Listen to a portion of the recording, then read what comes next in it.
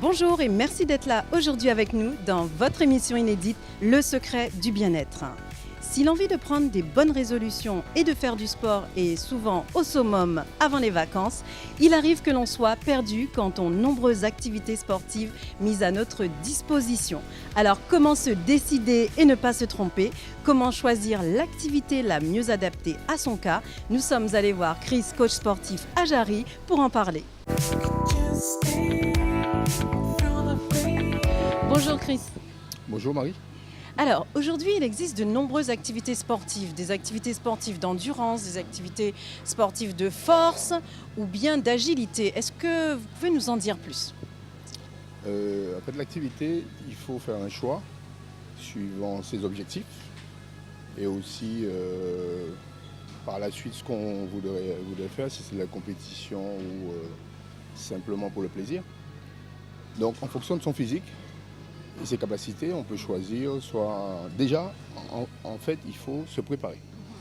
Donc la préparation, c'est la condition physique. Donc c'est sous une forme force, endurance ou résistance. Et ensuite aussi la souplesse. Il faut aussi travailler la souplesse. Et à partir de là, on pourra déterminer ses capacités et choisir une activité en compétition ou le plaisir. Et à ce moment-là, on pourra découvrir vraiment où jusqu'on peut aller. Voilà. Et donc au niveau des activités, donc, nous avons vu qu'il y a tout un tas d'activités.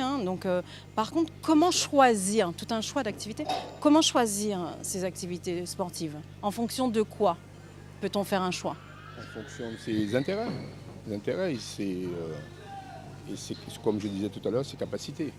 Donc si on veut par la suite faire de la compétition, donc on peut faire le choix dès le départ et à partir de là progresser et être surtout constant et assidu. Surtout, voilà. Est-ce qu'une femme, une dame qui aurait 60 ans pourrait pratiquer le même sport qu'un enfant? Moi je vais en venir par là aussi, qu'un enfant ou qu'un jeune qui a 16 ans par exemple. Est-ce que vous donnez des conseils?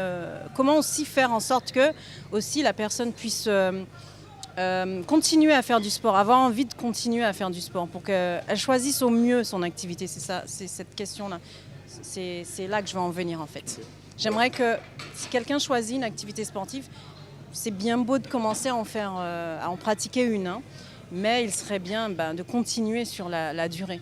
Alors à 60 ans, évidemment, il y a plus de risques déjà. Le rythme cardiaque, peut-être les petites blessures, les antécédents, d'accord. Et chez un sujet plus jeune, là, on peut peut-être faire une initiation en club, ce qui serait plus intéressant, et à partir de là, se développer et faire un bon choix, quoi.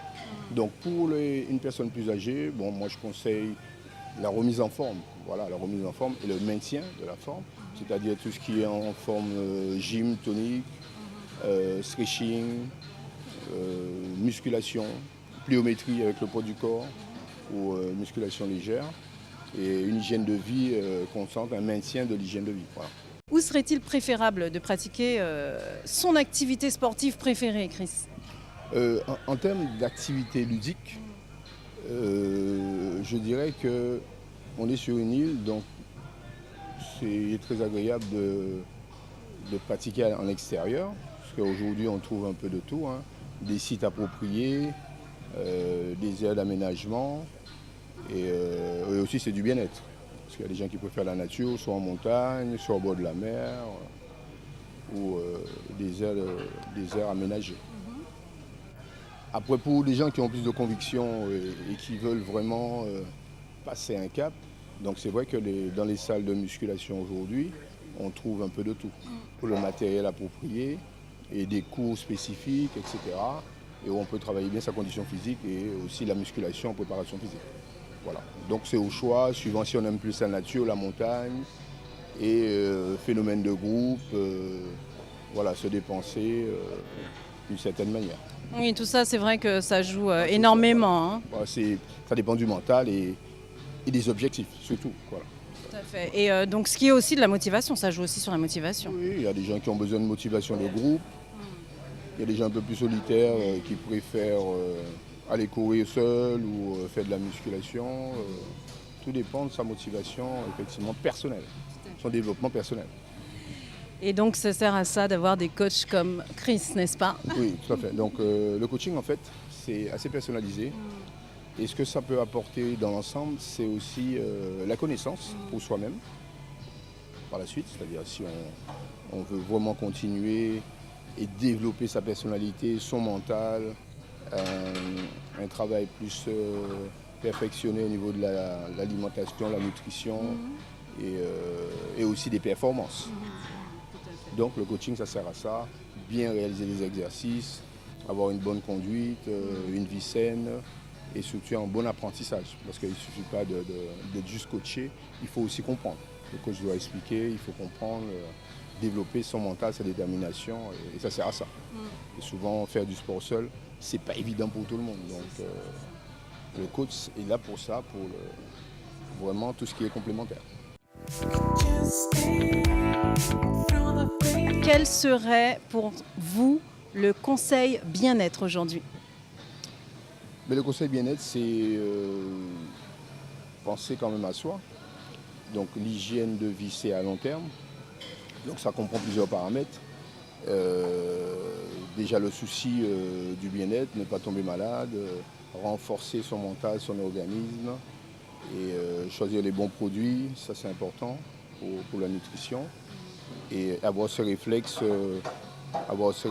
régulier, journalier, de développer une activité.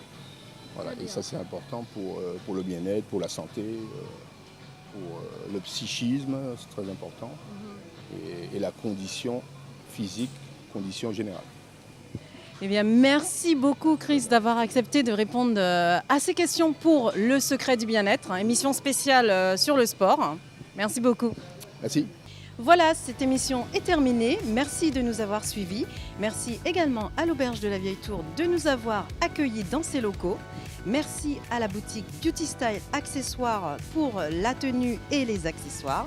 Je vous donne donc rendez-vous la semaine prochaine dans un prochain numéro. Retrouvez-nous également sur www.lesecretdubienêtre.gp, également sur la page Facebook et le YouTube Le Secret du Bien-être. Just stay.